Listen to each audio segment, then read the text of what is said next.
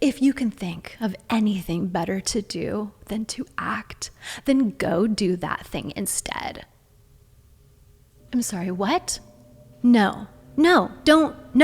There's a whole other side of auditioning for musicals that can leave you feeling overwhelmed, lost, and confused. So in this video, I'm going to share with you what you don't know about auditioning for musical theater right now, so that by the end of the video, you have clarity on what steps you need to take next to move forward in your career. No longer is it the show up to the open calls or the EPAs or the ECCs and wait to be seen, or sign up, be seen at an equity open call audition. Like, that was the only way, right? That no longer really exists. Yes, we are back to required EPAs and ECCs, and a lot of theaters, depending on the ones that you are interested in auditioning for, still do what we'd call, like the old school way of just having an open call, but that is a very small percentage of the industry now. So the whole idea of how we were taught is different. It's no longer completely relevant. Some of it, yeah, absolutely. Do you still need to have, an audition book with songs in it? Like, yeah,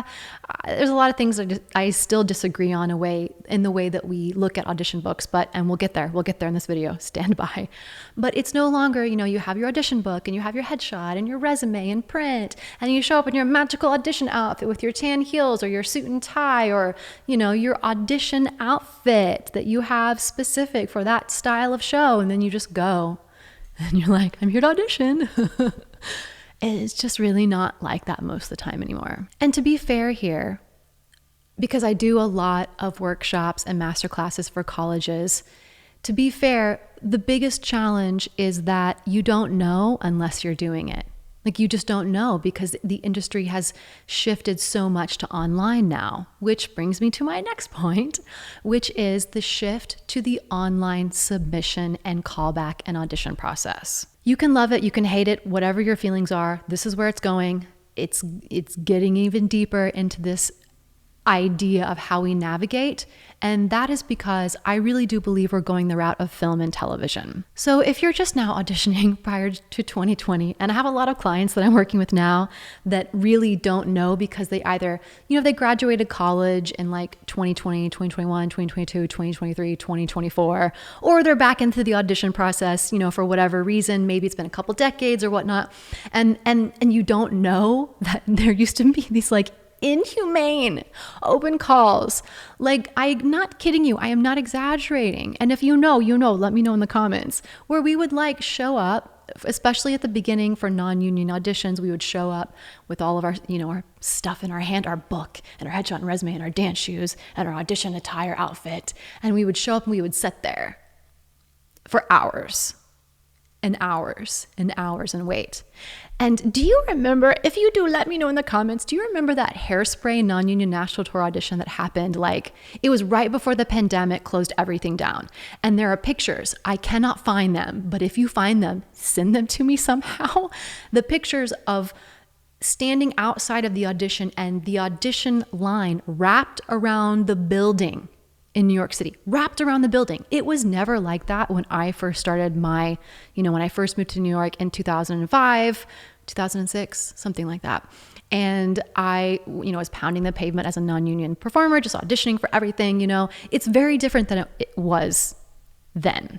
Where everything is going to now is allowing us the space to submit online through casting profiles. This has allowed us to have a more normal life. And I think that's something else that I want to get into in a second later here, which is the way that the auditions are really run now. Generally, majority, not everything.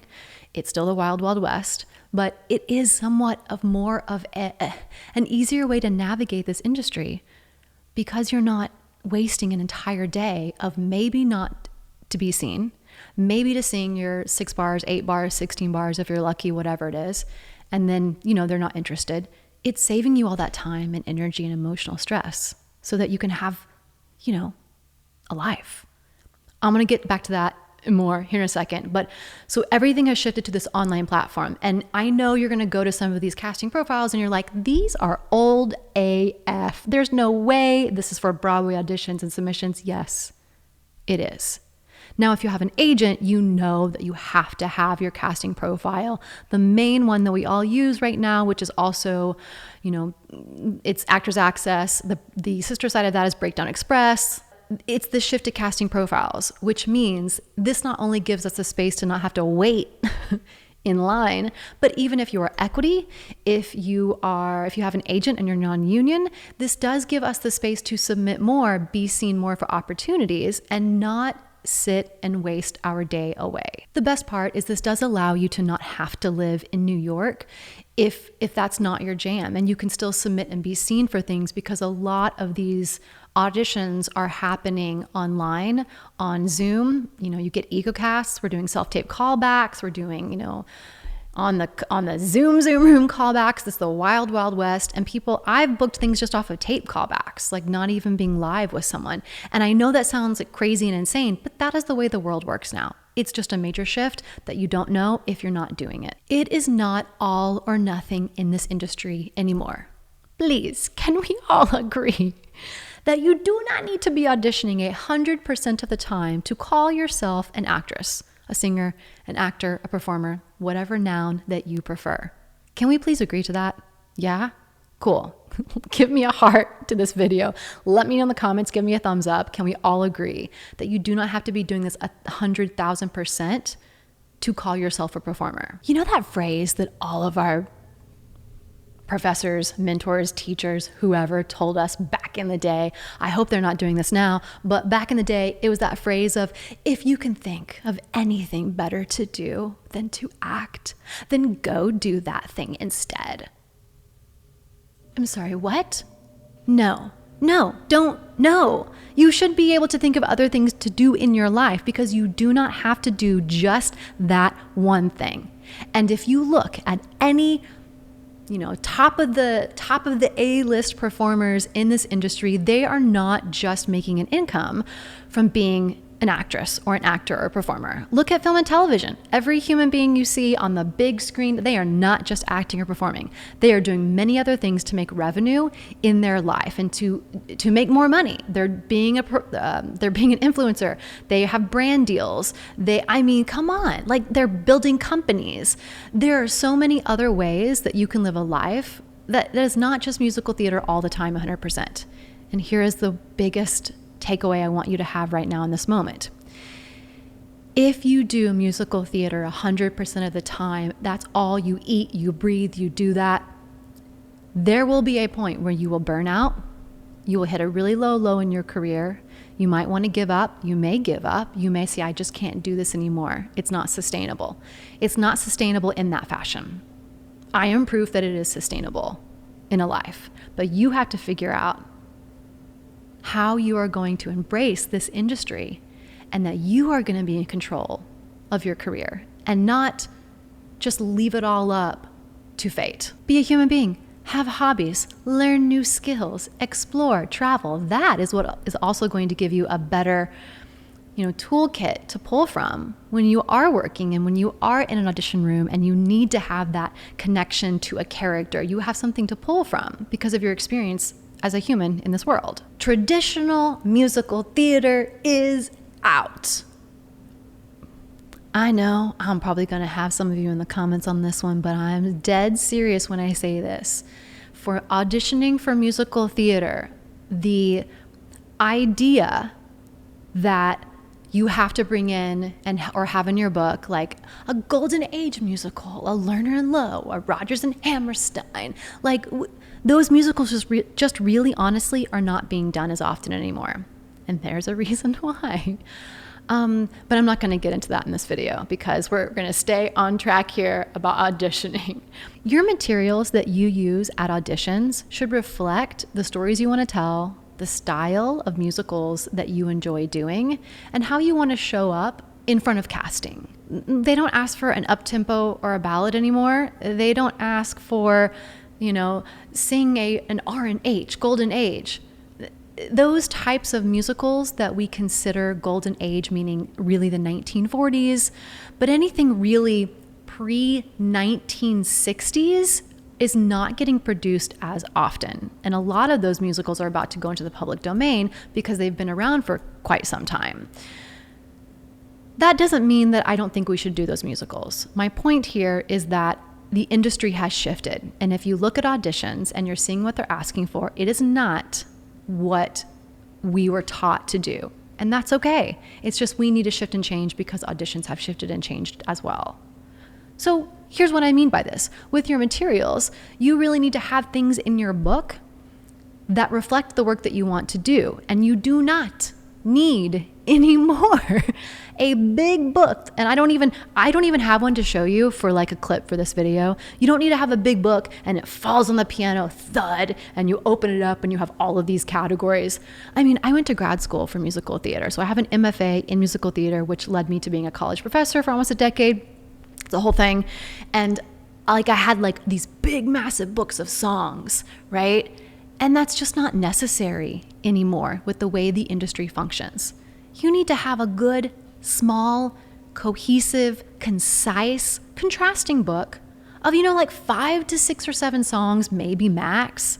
I think mine's 6 right now, that serves you and the shows that you want to do. So what shows do you want to do? Think about what type of work is being done on musical theater stage right now, which is music from the radio. You need to have songs from the radio in your book, songs that are not from musicals. You need pop, rock, urban, hip hop, R&B, anything that serves you for the style of shows that you want to do. And that takes you saying, okay, Anne Juliet is on Broadway right now. What type of music is that? And do I have something in my audition book that is going to be the style of that show? Let me remind you, if you don't know, I'm telling you, the idea that we used to pick songs that were obscure and no one knew, and it would be the perfect song for every single audition. You would be specific to it. We don't have time for that because right now we're submitting for auditions on the daily. And so the idea behind having these obscure, unknown songs just doesn't serve us. And I'm circling back to this point now, which is a lot of times they're just saying, sing from the show. It's not faux pas anymore.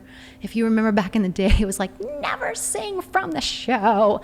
Again, it's just something that we need to unlearn a bit, but also just be aware of the fact that casting knows we don't have time to have the perfect song for everything. So you just need a small group of songs that serve you, that are contrasting, and that are going to work for the type of shows that you want to audition for. Which leads me to this next conversation of this topic, which is your must-haves to audition now. Slightly very different than it was before. The biggest shift is the idea that it's not just about that in-paper book anymore.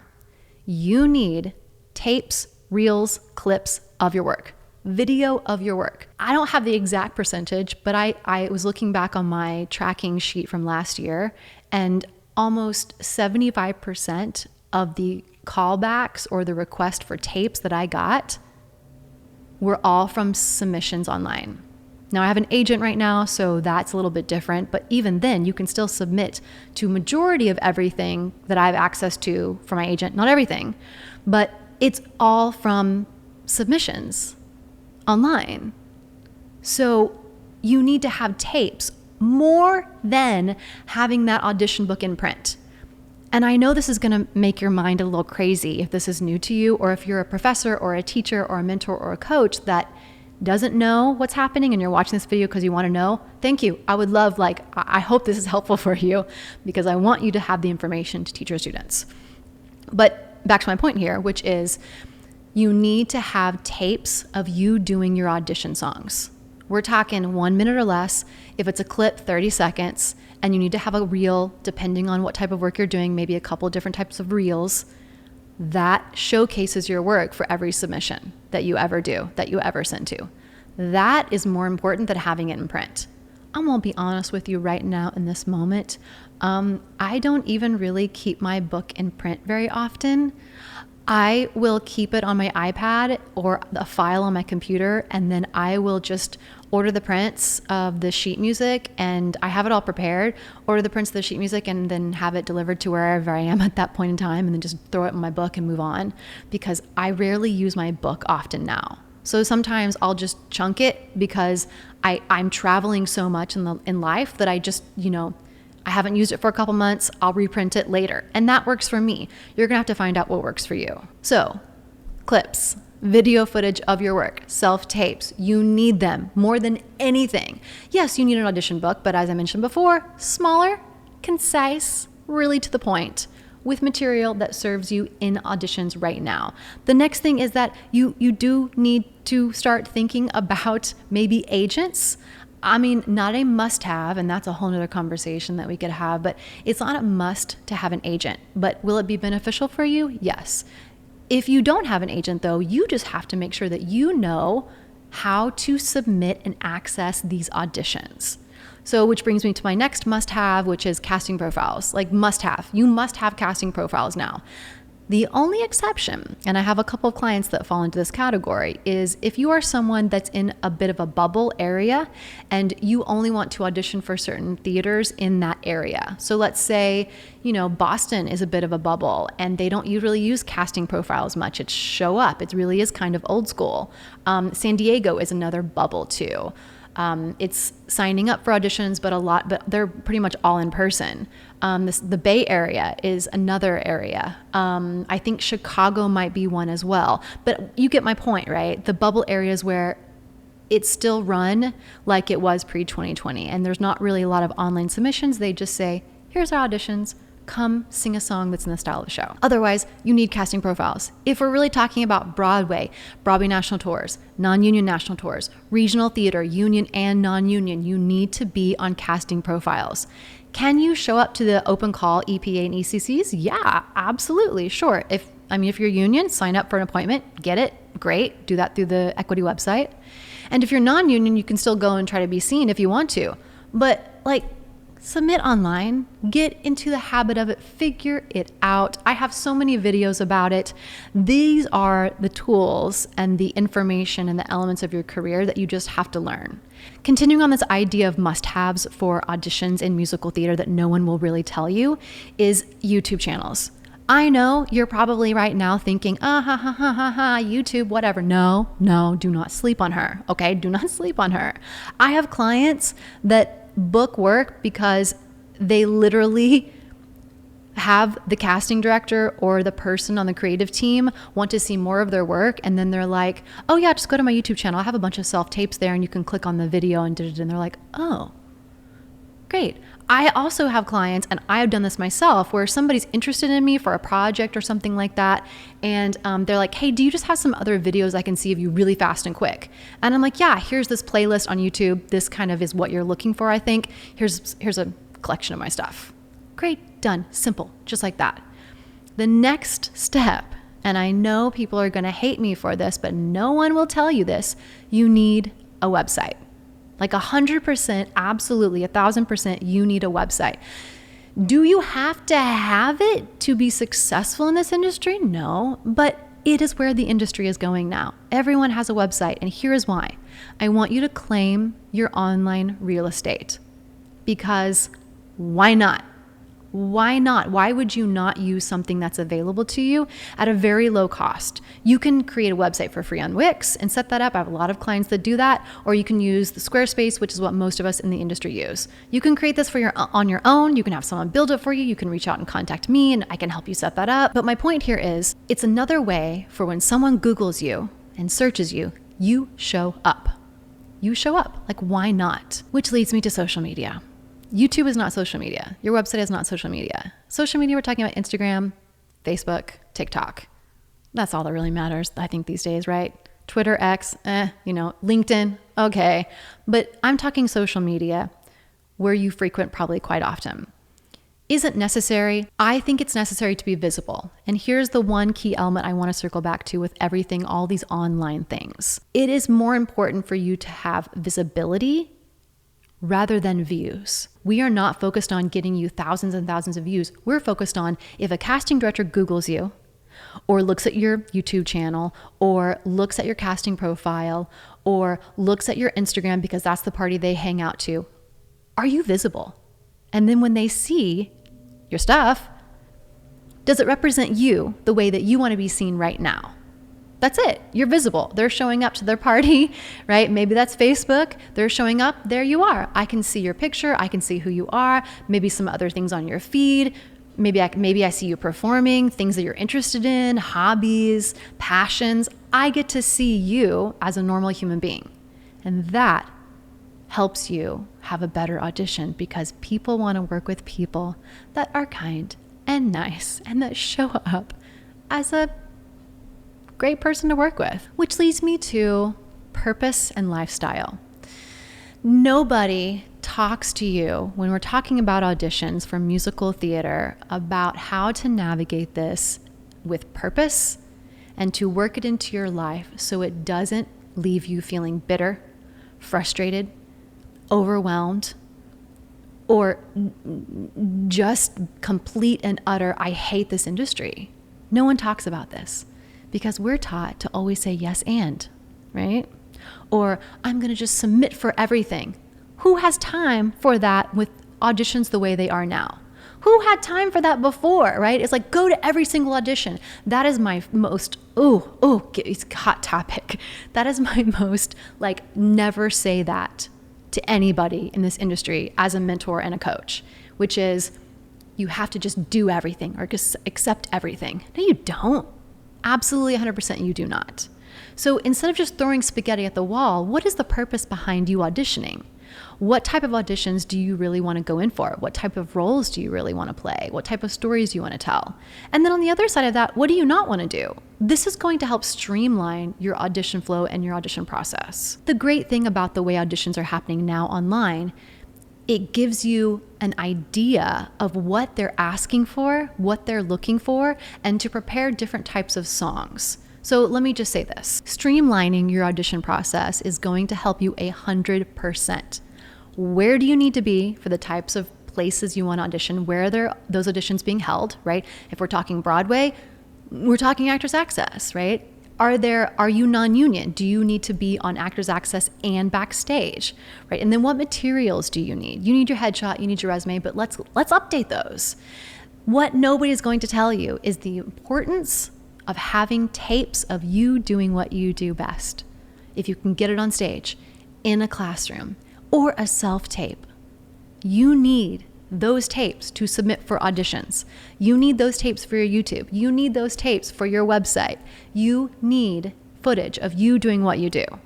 That is so much more important than showing up to just open calls. What you don't know about auditioning for musical theater is the fact that as you get older, like me, in this career, your life is going to shift and change. You're going to feel different. You are not going to want to hoof it to every single open call. So you're going to be strategic. You're also not going to want to do shows 24/7 because I have other passions in my life. I'm an entrepreneur, which you are as well. Being a performer is being an entrepreneur. So I have other things that I want to do as I get older. And so I'm going to be very strategic about the shows that I audition for and the projects that I accept and take. When you're in your 20s, it's a little bit different, right?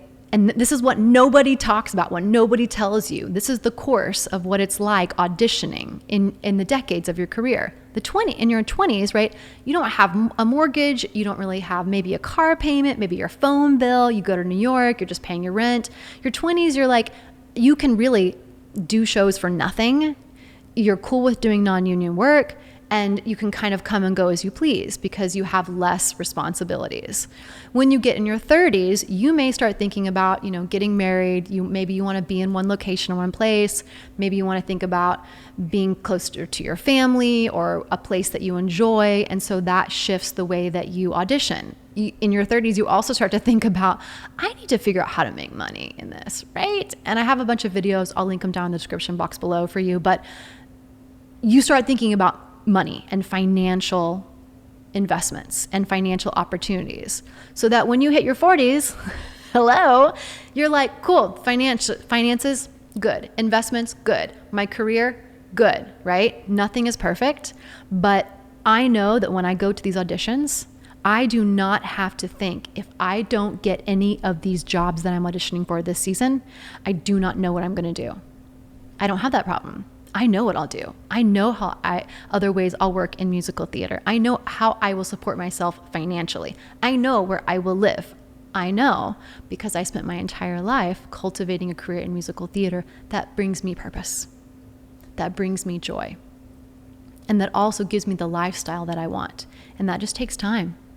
But auditions are where you need to start, and no one tells you how to navigate this career the way that it is right now.